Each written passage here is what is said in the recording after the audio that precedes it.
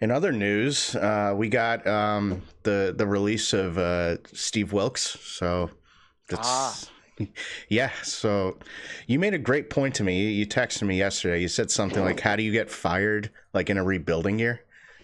that's an impressive dude.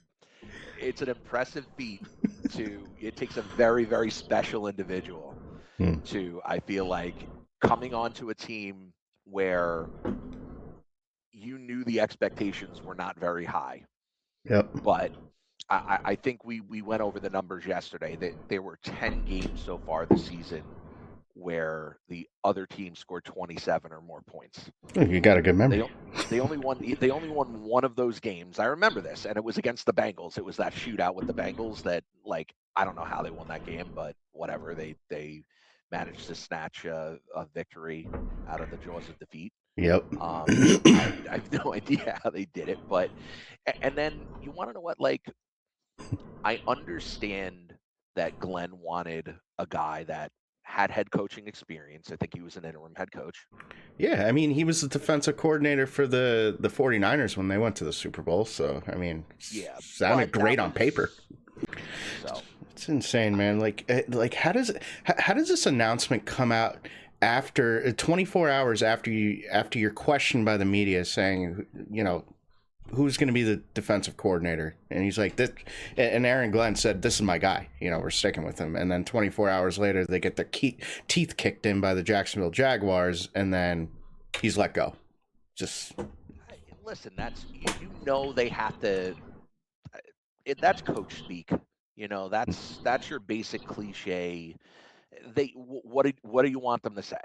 Going into a game like that. Now, he's on thin ice. Like, players listen to this stuff, yeah. and I, I can't imagine that Glenn hasn't had a great first season by any stretch, but the one thing that could get him in hot water and out quicker than anything else is if it looks like the players give up on him. Yeah, And just I don't know. Who's going to step in now? Like they said the passing game coordinator is going to take over. That yeah, I doesn't seem think like a very yeah. smart decision, but okay. Uh, you mean the top ranked pass defense in the league? Yeah, no. Listen, I think you just got to get through this season. You find another guy. Obviously, Glenn. I know I got off a little bit of track before, but the one thing that Glenn liked about Wilks, I know, was the head coaching experience. But it was a senior. He was a senior leader for that team. Hmm.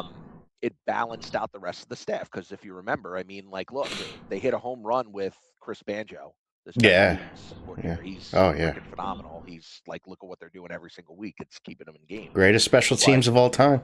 like a really good track record. Or if one of these other coaching staffs kind of turns over, and I'm just saying a name like a guy like a Vic Fangio, or a Hmm. guy that's been like known for his defensive schemes. Obviously, he's got to be able to work with Glenn, so it's got to be a I'll tell you system who that my Glenn's familiar with. I'll Go tell ahead. you who my pick is. You're gonna think I'm crazy here, but Wink Martindale. Okay, I don't think that that's super crazy. Hmm. He What's he was a doing now? defensive guy.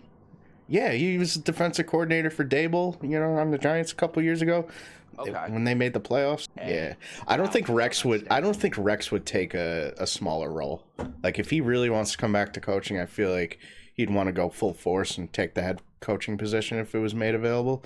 I don't think he'd do a DC role. Well, as it stands right now, after Wilkes has left, we're heading into week 15. Is it? The Jets ranked 30th in points allowed per game, 20th in yards. They are allowing 35 plus over their last three, including a season high 48 versus Jaguars. That's where Yeah, we're at, man. good It's, work, man. That's it's great. please. I think